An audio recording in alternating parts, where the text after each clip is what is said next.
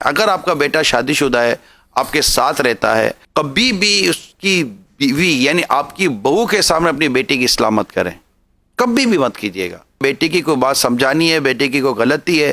تو کبھی بھی اپنی بہو کے سامنے بیٹے کو نہ ڈانٹیں نہ جھاڑیں، نہ بہو کے سامنے اپنی بیٹی کو ڈانٹیں، یہ میں ساسوں سے عرض کر رہا ہوں، نہ بیٹیوں کے سامنے کبھی اپنی بہو کو کوئی نصیحت کریں۔ یہ سب کے سب انڈیویجول چیزیں ہوتی ہیں، علیحدگی میں سمجھایا جاتا ہے۔ کسی کے سامنے اگر آپ کر رہے ہیں نا، یوں سمجھو وہ آپ کی بات اب سن ہی نہیں رہا، وہ تو اسی خیال میں ڈوب چکا ہے کہ یار میری بے عزتی ہو رہی ہے، میری بے عزتی ہو رہی ہے۔ آپ بھلے لاکھ کہتے چلے جائیں،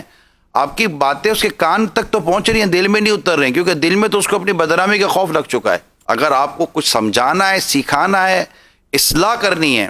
تو ایک کتاب میں لکھا ہے کہ غلطی کرنے والے کی جب آپ اصلاح کرنے جائیں نا، تو غلطی کرنے والے کی جگہ پہلے خود کو رکھیں کہ اگر آپ اس جگہ ہوتے تو آپ کس طرح کی اصلاح کو پسند کرتے۔ اب جو آپ سوچ رہے ہیں نا اپنے بارے میں، وہ اصلاح کا انداز اختیار کریں کہ جو اپنے لیے پسند کرتے اپنے بھائی کے لیے وہی پسند کرو۔ سبحان اللہ۔ اسی طرح مطلب کہ گھر کے اور ممبر ہیں، دو بھائی ہیں، آپ نے ایک بھائی کی اصلاح کرنی ہے، آپ کے دو بیٹے ہیں، آپ کو ایک بیٹے کی اصلاح کرنی ہے، تو اس کو اس کے دوسرے بھائی کے سامنے اس کی اصلاح نہ کریں۔ ہاں، دونوں کا کوئی ریلیٹڈ ٹاپک ہے تو پھر بیٹھ کر سمجھا سکتے ہیں۔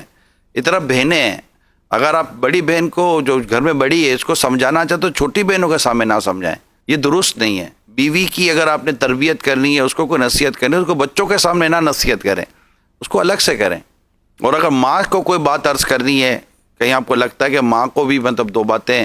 میں نے عرض کرنی ہے، تو پھر کمرے میں الگ سے ماں کے قدموں میں بیٹھ کر بات کریں، ماں کے پاس بیٹھ کر بات کریں، بیوی کے سامنے ماں کو نہ سمجھائیں۔ یہ کچھ اصول ہوتے ہیں نصیحتوں کے اور اصلاح کے۔ رسول پاک صلی اللہ تعالی علیہ وسلم کو ایک مبارک عمل میں آپ کے سامنے عرض کرتا ہوں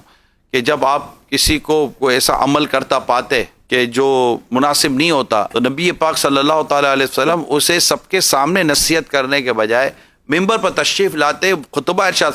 فرماتے کہ لوگوں کو کیا ہو گیا ہے کہ یوں کرتے ہیں، یعنی